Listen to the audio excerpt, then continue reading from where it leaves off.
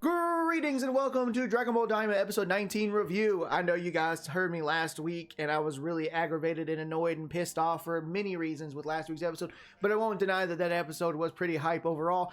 But in this episode, this episode also was really fucking hype, but I also have my own general complaints about it. But hey, before we get into it, just remember, this will be a spoiler review. I will have spoilers in the review. This is your warning right now. Please go watch the episode and make your way back. Hear me out and then put it in the comments below. Honestly, if you guys want to go to last week's episode and like last week's review and then just like really comment about what I have to say about it, by all means. Also, but the same thing here. Let me know in the comments below. And then right. So, but that's my warning. That's my intro. Let's get into it. So this episode, who called this? Did we not see this coming out the gate?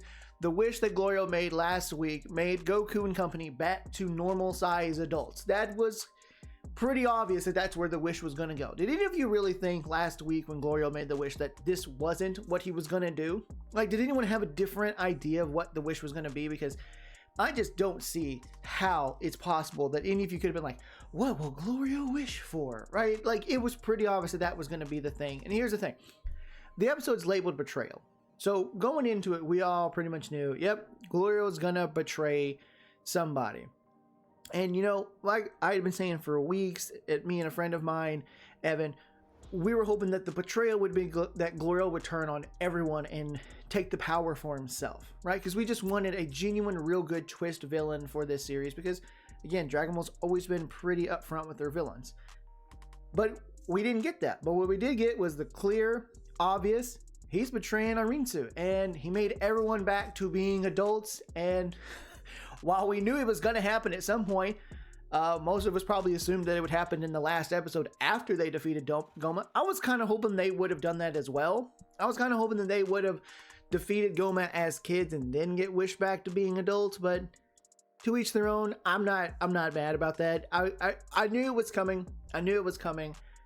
I just thought it was going to be after they defeated Goma. But oh well. Yes, they're all back to being adults. Vegeta says it's my turn to fight and they start fighting. So and here's the thing. I've been seeing a lot of conversation over the last fucking week on how strong Goma is. And I apparently have been seeing people on Twitter, on TikTok, and apparently a couple YouTubers on here making statements that Goma is even stronger than Buhan and Vegito. I'm gonna need every single fucking one of you that actively watch this series to actually watch this series, because Vegeta laid hands on Goma the whole time in this episode. Goma was no challenge for Vegeta at any point, but there's no way that Goma is on the level of Buhan and Vegeta, because again, this is a 1 year, one single fucking year. It might not even be a full year, but no more than a full year after Kid Buu. And you guys are gonna say that Goku and Vegeta got so strong in base form that when they transform into Super Saiyan 3, that they can actually hurt someone that's on the level of Buhan or higher? I mean, come on, use your guys' fucking brain. Like, you cannot be this fucking brain dead. And for every one of you YouTubers that want to go, oh, he's clearly stronger than Buhan. No, he's not. No, he's not, because Goma was actually getting hurt by Vegeta in this episode going Super Saiyan 3. Yes, we saw adult Vegeta Super Saiyan 3 with this really long, spiky fucking hair. We got Goku Super Saiyan 3, but again, we've seen adult Goku Super Saiyan 3, but we got it. And by the way, oh my god, was this episode beautiful. Just before I forget, this episode beautiful. Whoo, damn. I hope Dragon Ball going forward keeps this style of animation. Like, it was incredible. Okay, my god, I'm gonna praise the animation if nothing else in this series entirely. I loved the animation. But back to the Vegeta and Goma stuff. Vegeta transformed to Super Saiyan 3 and easily throws down with Goma through the entire fight. But there's a part that I know a lot of you are just going to completely gloss over and not pay attention. You're going to take this and go, well, Goma kept getting up, so he's clearly stronger than Vegeta. No, Goma kept getting up because the third eye heals him. It's clear as fucking day that that's what happens. The third eye heals and replenishes Goma back to an original state. So as Goku, Vegeta, Piccolo, Shin, Glorio, everyone that fights him, as they begin to wear themselves out, the third eye just puts him back to full strength every single time. This is not hard. Just watch the fucking episode. But hey, you don't even have to just watch it. He pretty much hints at it.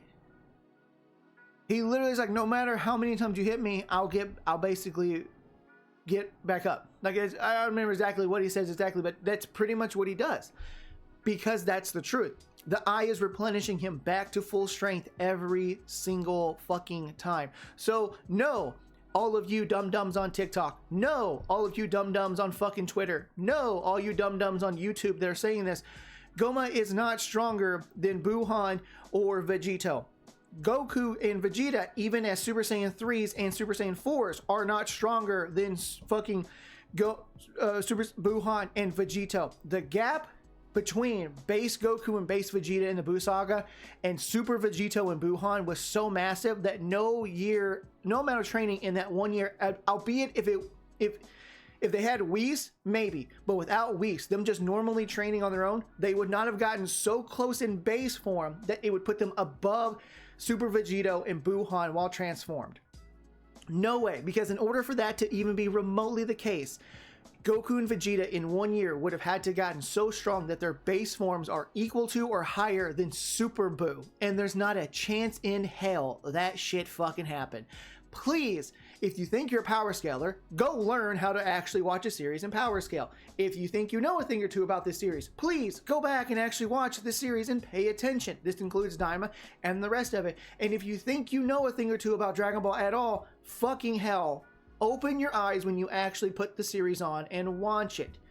With that rant out of the way, the fight with Vegeta and Goma was actually really done incredibly well because it looked fantastic. And the thing about it is, this episode clearly shows why Vegeta likely never uses Super Saiyan 3 in the future.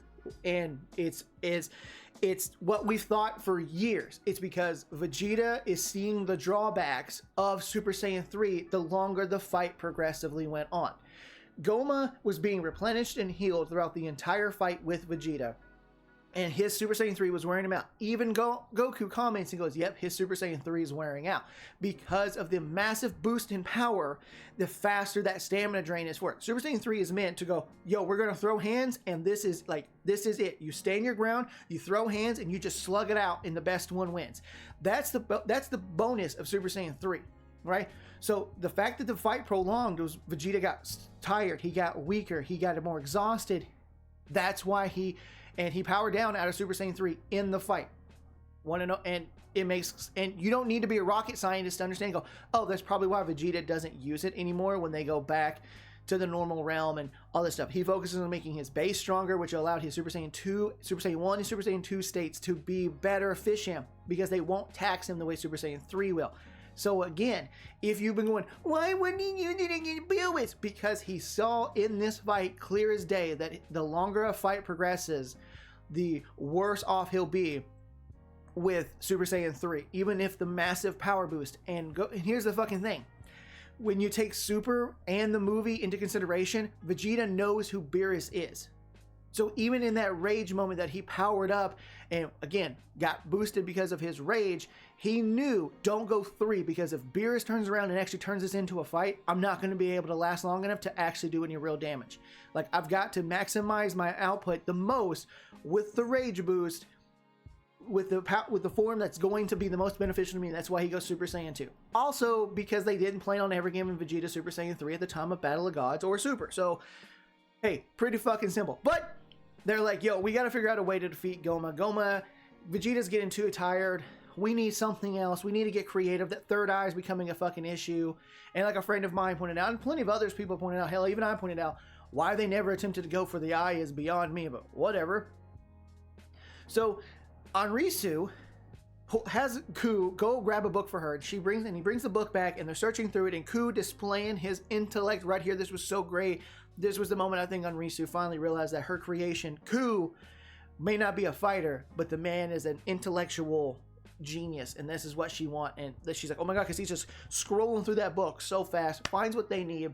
And Anrisu and Kugo tell Goku and everybody like, yo, you need to hit Goma in the back of the head 3 fucking times for the pop the eye out, because she says King Abora, Deborah's dad, Abora, used to take the eye off all the time. So it wasn't something that got stuck there till he died. He would take it off. So he knew how to pop it off the back of his head. So that she learned how, she looked up, oh, it's got to be popped out of the back of his head. Okay, cool. So she tells Goku this, and Goku knows, okay, we got to come up with a strategy. We really can't draw this fight out. Him and Piccolo are like, okay, we got to come up with a plan. And so Goku's like, all right, here's what I'm going to do. I'm going to distract him and keep him suggested, keep him focused on me. You jump in there and every chance you get and punch him in the back of the head to knock the eye loose. And you got to do it at least 3 times. I said 3 times in a row, but as fast as these guys are, I would assume Piccolo could jump in there and hit it fast 3 times. It's probably got to be 3 real hard, significant strikes to the back of the head, right? So they're like, but we got to get Vegeta down. Okay, the only way for the act this plan, we got to get Vegeta down. And they're like, but Vegeta's not. Vegeta's not just gonna give up fighting Goma. That's just not how Vegeta is. And Bulma's like, don't worry, I got a plan. So Bulma walks out there and she's like, Vegeta, knock it off. Let everyone else get a chance to fight. And he was like, nah, I would rather die. I'm gonna kill him or I'm gonna die. That's my thing. And you know, Goma's like, well, then you're just gonna die. And this is the moment that true Toriyama flair came out. That true Toriyama silly behavior comes out. And what Bulma says next had me genuinely laughing solid. Like the first time in weeks I've really laughed at this series. Bulma goes, if you do not get back down here and let someone else take over the fight, I will not shower with you again. In this moment, she screams this out loud. And the frame zooms in, freezes. Vegeta turns around and goes, oh, no, and rushes back down and crosses his arms. And everyone's like, oh my god. Vegeta is driven to listen Goku. Vegeta is driven to listen to Bulma because of that sexy time they have together. The man is whipped. And he takes advantage of his shower times. That is on point with true Toriyama humor if I have ever seen it in a long ass time. That is so hilarious. Like everyone's just like dumbfounded, like, oh my gosh, she just said that out loud.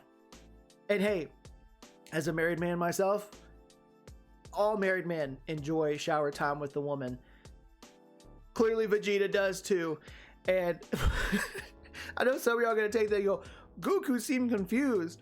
I think Goku was just dumbfounded of like, what in the hell did I just witness?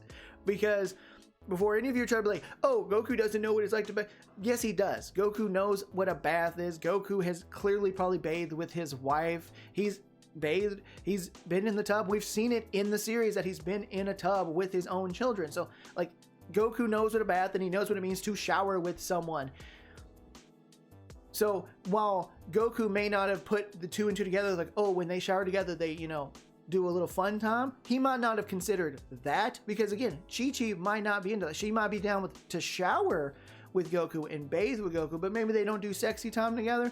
But clearly Bulma and Vegeta do, and Vegeta's like, nope, no fight, no pride, no ego is worth not having sexy time with my wife in the shower. So Vegeta's like, all right, I'm out. All right, your turn, Goku, go ahead. Oh god, that was fantastic. I genuinely loved that. And so this next part, so now Goku jumps in. Man, I'm still reeling on that. Goku jumps in and he's like, I'm gonna fight. And he pulls a Majin Buu moment, right? So he jumps up there with Goma. He's like, okay, I gotta be quick about this, but I gotta keep him distracted long enough so Piccolo can jump in. So he does the Majin Buu thing. This is Super Saiyan 1. This is Super Saiyan 2. This is Super Saiyan 3. And then Goma's like, you know what? All these transformations are just kind of pointless. I don't know why you keep going. And Goku's like, and one more. And Vegeta, as soon as he said, Vegeta recognized, no, he's not about to do what I think he's about to do. And Goku powered up to Super Saiyan 4 Monkey Man adult version. Holy shit, we got full-on adult Super Saiyan 4 Goku in this episode. I'm fucking annoyed with this. Annoyed with this for a multitude of reasons. One, there is no way at this point to make Daima fit canonically within the series of anything with Dragon Ball related moving forward, especially if it goes past the end of Z and the God forms and all of that. So everyone that keeps saying it's in a different reality and all that, okay, first off, just fucking stop. Every time something doesn't go your way, stop trying to put it in a different reality to make it work for you. Please stop with that stupid ass argument. It's really annoying. Oh my god, Daima does something I don't like. It has to be in a different continuity. Shut up. Just shut up. Okay, it's a stupid excuse. This series is clearly nothing more than a wank-off fan service for the GT fanboys that can't get enough of Monkey Man. And again, like I said last week, and I'll say it every time anyone asks me, I love the design of Super Saiyan 4. I love the look of Super Saiyan 4. No matter which version you give me, I think it is absolutely the form that makes Goku embody and feel the closest to Wukong, which was his original inspiration.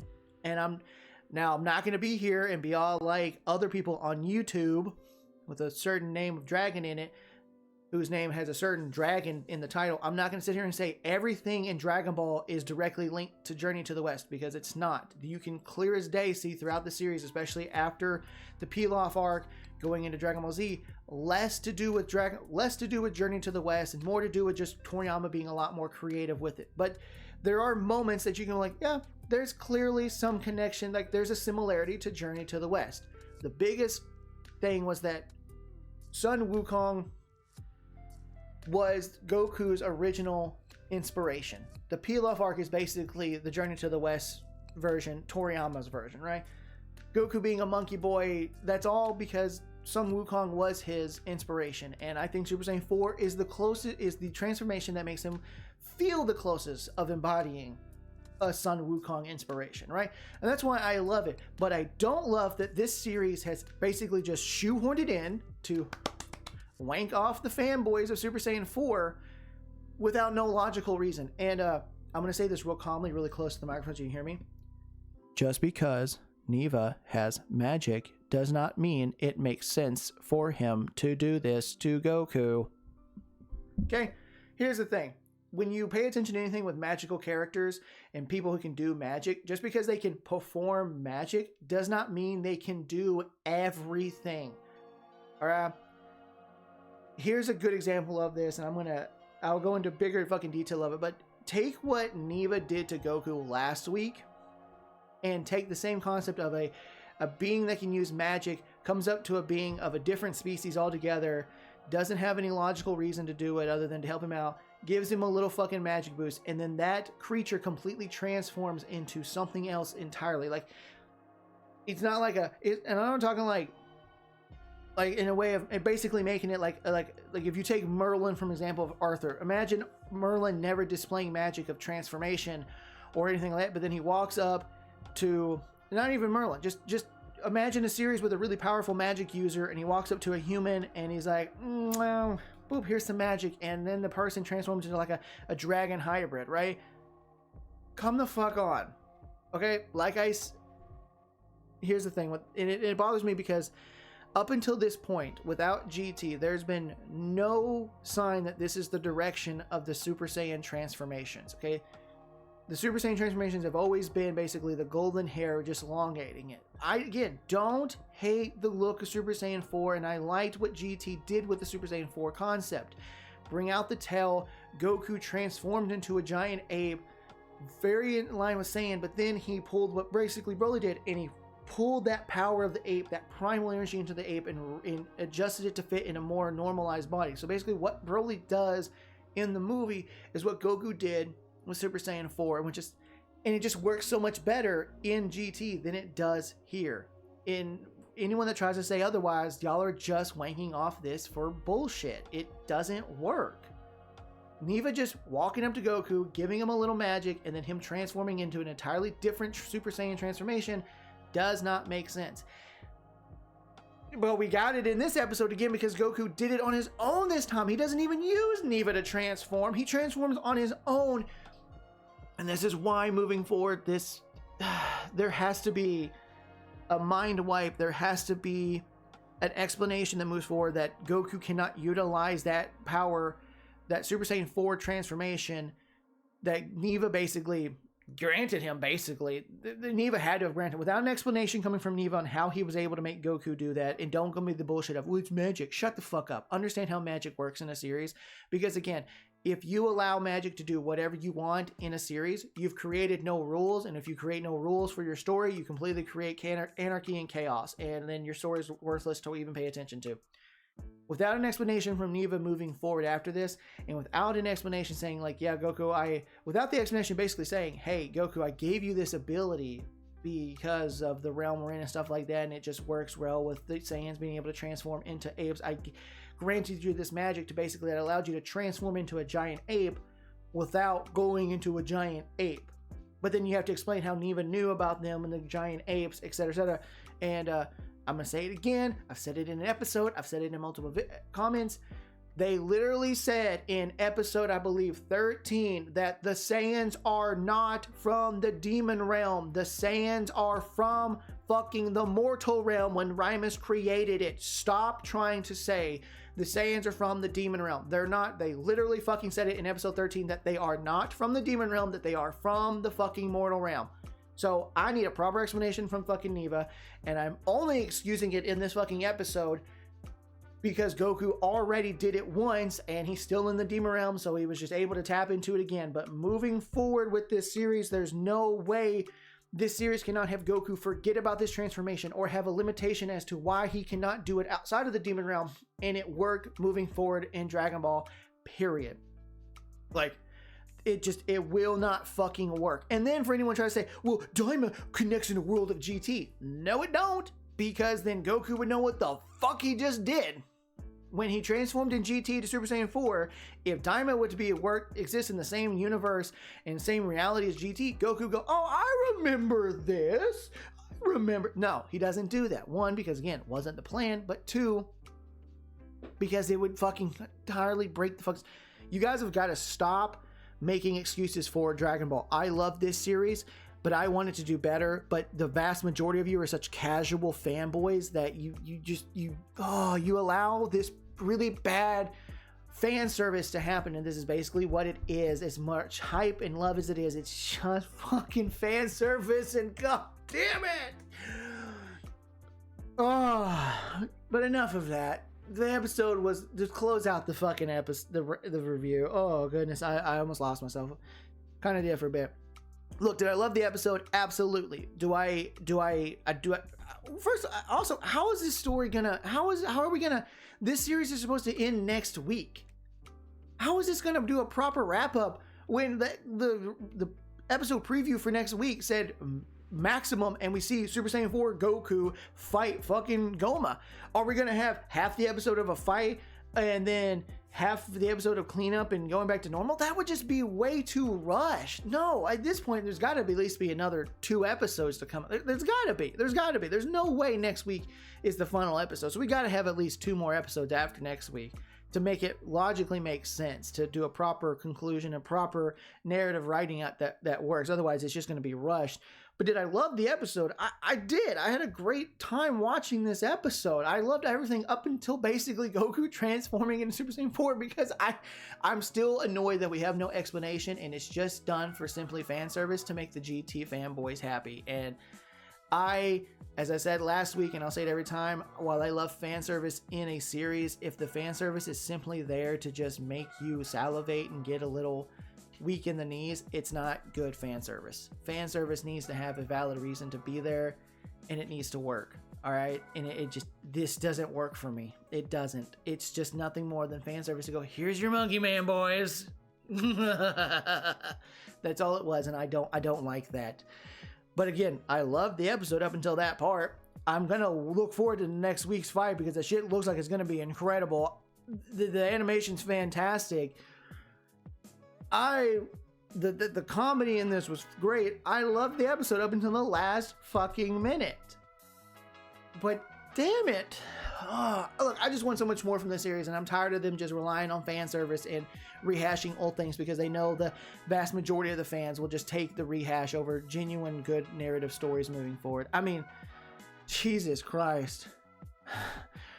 Look, hey, the episode was fine. I give the episode I'm not even gonna rate the episode. All right, I love the episode up until the last minutes. I hope you guys love it.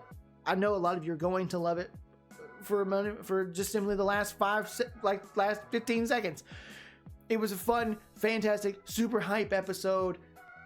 Fantastic animation. I look forward to next week, but again, the Super Saiyan 4 thing is just really, really annoying to me. But this is going to be my review of Dragon Ball Daima episode 19. Let me know in the comments below what you thought of the episode. Let me know if you completely disagree with everything I say, which I'm sure a lot of you fanboys are going to. Let me know if you actually agree with anything that I have to say, and I look forward to talking to you guys next time on the channel. See ya!